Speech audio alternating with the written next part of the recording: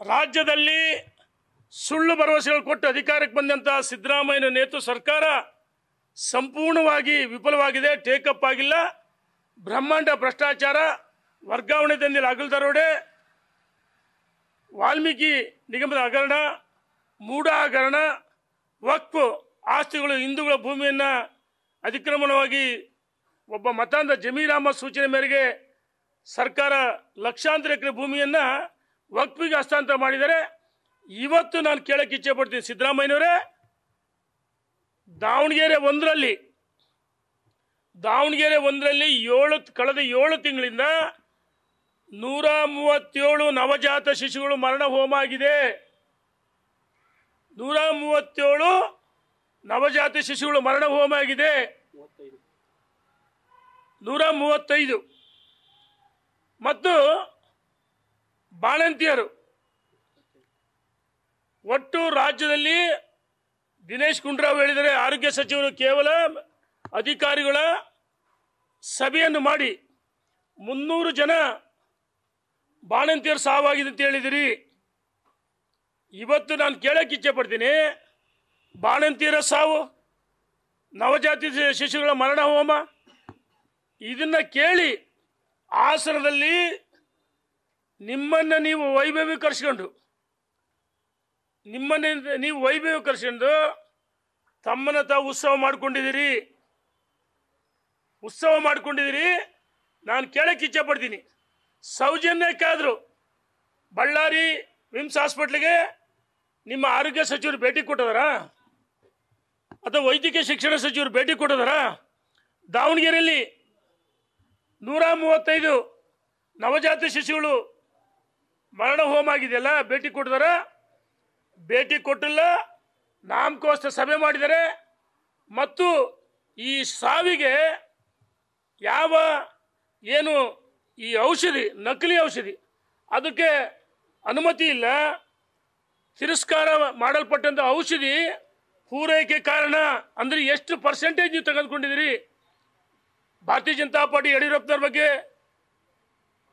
ಏನು ಕೋವಿಡ್ ಒಳ್ಳೆ ಕೆಲಸ ಮಾಡಿದ್ರಿ, SIT ರಾಜಕೀಯ ಪ್ರೇರಿತ SIT ತನಿಖೆ ಮಾಡಿದಿರಿ. ನಾನು ಕೇಳಕ್ಕೆ ಇಚ್ಛೆ ಪಡ್ತೀನಿ, ಸರ್ಕಾರ ಯಾರು ಈ ನಕಲಿ ಔಷಧಿ ಪೂರೈಕೆ ಕಾರಣ, ಸಾವಿಗೆ ಏನು ಕಾರಣ, ಇದಕ್ಕೆ ತನಿಖೆ ಮಾಡಬೇಕು. ತಕ್ಷಣ ದಿನೇಶ್ ಗುಂಡೂರಾವ್ ಮತ್ತು ವೈದ್ಯಕೀಯ ಶಿಕ್ಷಣ ಸಚಿವರಂತ ಶರಣ್ ಪ್ರಕಾಶ್ ಪಾಟೀಲ್ರವರ ಸರ್ಕಾರ ಸಚಿವ ಸ್ಥಾನದಿಂದ ವಜಾ ಮಾಡಬೇಕು. ಮುಖ್ಯಮಂತ್ರಿಗಳು ನೈತಿಕ ಹೊಣೆ ರಾಜೀನಾಮೆ ಕೊಡಬೇಕಂತ ಹೇಳಿ ಒತ್ತಾಯ ಮಾಡ್ತೀನಿ. ಇವತ್ತು ಯಾವ ಪುರುಷಾರ್ಥಕ್ಕೋಸ್ಕರ ನೀವು ಉತ್ಸವವನ್ನು ಮಾಡ್ಕೊಂಡಿದ್ರಿ? ಸರ್ಕಾರ ಬದುಕಿದೆ. ಇವತ್ತು ಜನ ಮಾತಾಡ್ತಾರೆ, ನಾನಲ್ಲ. ಇವತ್ತು ಸರ್ಕಾರ ಇದೆ ಇಲ್ಲವೋ, ರಾಜ್ಯದಲ್ಲಿ ಇಂಥ ಸರ್ಕಾರ ಬೇಕಂತೇಳಿ ಜನ ಒತ್ತಾಯ ಮಾಡ್ತಾರೆ. ಭಾರತೀಯ ಜನತಾ ಪಾರ್ಟಿ ಅಧಿವೇಶನದ ಒಳಗೆ ಹೊರಗೆ ಈ ಸರ್ಕಾರ ವಿರುದ್ಧ ಹೋರಾಟವನ್ನು ಈಗಾಗಲೇ ಪ್ರಾರಂಭ ಮಾಡಿದ್ವಿ ಮತ್ತು ದೊಡ್ಡ ಹೋರಾಟವನ್ನು ಮಾಡ್ತೀವಿ ಅಂತೇಳಿ ಸರ್ಕಾರಕ್ಕೆ ನಾನು ಎಚ್ಚರಿಕೆಯನ್ನು ಕೊಡ್ತಾ ಇದ್ದೀನಿ. ಅಧಿಕಾರ ಏನೋ ಕಳೆದುಕೊಳ್ತೀವಿ ಅನ್ನೋ ಆತಂಕದಲ್ಲಿ ಸಿದ್ದರಾಮಯ್ಯ ನೋಡೋಣ. ಚಾಮರಾಜನಗರದಲ್ಲಿ ಸಿದ್ದರಾಮಯ್ಯನವರು ಭೇಟಿ ಕೊಟ್ಟ ಸಂದರ್ಭದಲ್ಲಿ ಮುಖ್ಯಮಂತ್ರಿಗಳ ಕುರ್ಚಿ ಭದ್ರ ಇಲ್ಲ ಅಂತ ಅವರಿಗೂ ಗೊತ್ತು. ಕಳೆದ 2 ತಿಂಗಳ ಹಿಂದೆ ನನ್ನ ಕೊನೆ ಅಧಿಕಾರ ಅಂತ ಹೇಳಿದ್ರು. ಕಳೆದ 2 ತಿಂಗಳ ಹಿಂದೆ ಬಹಳ ದೊಡ್ಡ ವೈರಲ್ ಆಯ್ತು. ಯಾಕೆಂದ್ರೆ ಭ್ರಷ್ಟಾಚಾರ, ಇಡಿ ಈಗಾಗಲೇ ನೋಟಿಸ್ ಕೊಟ್ಟಿದೆ. ಅವರ ಕುಟುಂಬ ಸದಸ್ಯರಿಗೆ ತನಿಖೆ ಆಗ್ತದೆ ಮತ್ತು ಲೋಕಾಯುಕ್ತಗೆ ಇಡಿ ವರದಿ ಕೊಟ್ಟಿದೆ. ಕೊನೆಯ ICU ವಾರ್ಡ್ನಾಗಿದೆ ಈ ಸರ್ಕಾರ. ಮಾನ್ಯ ಮುಖ್ಯಮಂತ್ರಿಗಳ ಅಧಿಕಾರ ICU ವಾರ್ಡ್ನಾಗಿದೆ. ಇವತ್ತಲ್ಲ ನಾಳೆ ಶೇರಿಂಗ್ ಆಗಿದೆ. ಹೈಕಮಾಂಡ್ ಈಗಾಗಲೇ ಸ್ಪಷ್ಟವಾಗಿ ಸೂಚನೆ ಕೊಡಿದರೆ, ಕಾಂಗ್ರೆಸ್ಸಿನ ಮುಖಂಡರ ಮೇಲೆ ಸಿಕ್ಕಿದ್ರು, ನಿಮ್ಮ ಹೋರಾಟ ಇನ್ನೂ ಗಟ್ಟಿ ಆಗಬೇಕು, ಮುಖ್ಯಮಂತ್ರಿಗಳು ರಾಜೀನಾಮೆ ಕೊಡ್ತಾರೆ, ಹೋರಾಟ ಗಟ್ಟಿ ಆಗಬೇಕು.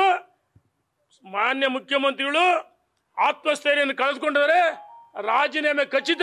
ಅದಕ್ಕೋಸ್ಕರ ನನ್ನ ಅಧಿಕಾರದ ಕೊನೆಯ ದಿನಗಳು ಅಂತೇಳಿ ನಿನ್ನೆ ಚಾಮರಾಜನಗರದಲ್ಲಿ ಒಬ್ಬ ಅವರ ಅಭಿಮಾನಿ 3ನೇ ಬಾರಿಗೆ ಮುಖ್ಯಮಂತ್ರಿ ಆಗಬೇಕಂದಾಗ ಮುಖ್ಯಮಂತ್ರಿಗಳ ಬಾಯಲ್ಲಿ ಬಂದಿದೆ, ಅಧಿಕಾರ ಕೊನೆಯ ದಿನಗಳು ನಾನು ಎಣಿಸ್ತಾ ಇದ್ದೀನಿ ಅಂತ ಹೇಳಿದ್ರೆ 100ಕ್ಕೆ 100 ಸೂರ್ಯಚಂದ್ರ ಎಷ್ಟು ಸತ್ಯನೋ ಸನ್ಮಾನ್ಯ ಸಿದ್ದರಾಮಯ್ಯನವರು ಈ ಎಲ್ಲ ಗಂಡಗಳು ಅವರ ತಲೆಗೆ ಸುತ್ತಕೊಂಡಿದೆ, ಹುರುಳಾಗಿದೆ, ರಾಜೀನಾಮೆಯನ್ನು ಕೊಡ್ತಾ ಇದ್ದಾರೆ.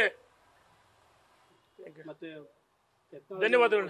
ಏನೋ ಉಚ್ಚಾಟನೆಗೆ ಏನೋ ಹೇಳಿದ್ರಲ್ಲ ಸರ್, ನೋಡೋಣ, ಮುಂದೆ ಅವರೇ ಬರೀತಾರಂತನೂ ಹೇಳಿದ್ದಾರೆ. ರಾಜ್ಯ ಹೇಳ್ತೀನಿ, ರಾಜ್ಯದ ಅಧ್ಯಕ್ಷರು ಮಾಡಿದ್ದು ನಾವ್ಯಾರು ಅಲ್ಲ. ನಾನು ಪ್ರತಿ ದಿವಸ ಅದನ್ನೇ ಮಾತಾಡಲ್ಲ. ಯಾರ್ಯಾರು ಸೀರಿಯಲ್ ಥರ ಮಾತಾಡ್ತಾರೆ ಅದಕ್ಕೆ ಉತ್ತರ ನಮ್ಮ ರಾಷ್ಟ್ರೀಯ ಪ್ರಧಾನ ಕಾರ್ಯದರ್ಶಿಗಳು, ಕರ್ನಾಟಕ ರಾಜ್ಯದ ಉಸ್ತುವಾರಿಗಳು ಸ್ಪಷ್ಟವಾಗಿ ಸಂದೇಶ ಕೊಡಿದರೆ, ನಮ್ಮ ರಾಜ್ಯದ ಅಧ್ಯಕ್ಷ ಹೇಳಿದರೆ ಪರ ವಿರೋಧಿಗಳು ಹೇಳಿಕೆಯಲ್ಲಿ ಬರಬಾರ್ದು.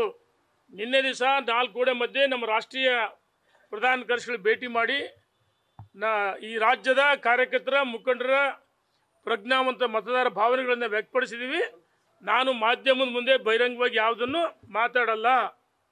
ನಮ್ಮ ರಾಜ್ಯದ ಅಧ್ಯಕ್ಷ ಸ್ಪಷ್ಟವಾಗಿ ಹೇಳಿದರೆ ಪರ ವಿರೋಧ ಚರ್ಚೆಗಳು ಬೇಡ, ಅನಗತ್ಯವಾಗಿ ಹೇಳಿಕೆಗಳು ಬೇಡ ಅಂತ ಹೇಳಿದರೆ, ನಾವೇನಾದರೂ ಪರವಾಗಿ ಮಾತಾಡಿದರೆ ಮತ್ತೆ ಒಂದು ರೀತಿ ಸಪ್ಪು ಸಂದೇಶ ಹೋಗುತ್ತೆ, ರಾಜ್ಯದ ಅಧ್ಯಕ್ಷರಿಗೆ ಮುಜುಗರ ಆಗುತ್ತೆ, ನಮ್ಮ ರಾಷ್ಟ್ರೀಯ ನಾಯಕರಿಗೆ ಮುಜುಗರ ಆಗುತ್ತೆ. ಹಾಗಾಗಿ ಯಾವುದೇ ಗೊಂದಲವಾದ ಹೇಳಿಕೆಯನ್ನು ಕೊಡಲ್ಲ. ನಮ್ಮ ರಾಷ್ಟ್ರೀಯ ನಾಯಕರು ಎಲ್ಲವನ್ನು ಕಾದು ನೋಡ್ತಾರೆ, ತೀರ್ಮಾನ ಮಾಡ್ತಾರೆ. ಧನ್ಯವಾದಗಳು. ಬಿಟ್ಟಬೇಡ ಅಣ್ಣ, ಸುಮ್ಮನೆ ಯಾಕೆ? No comments.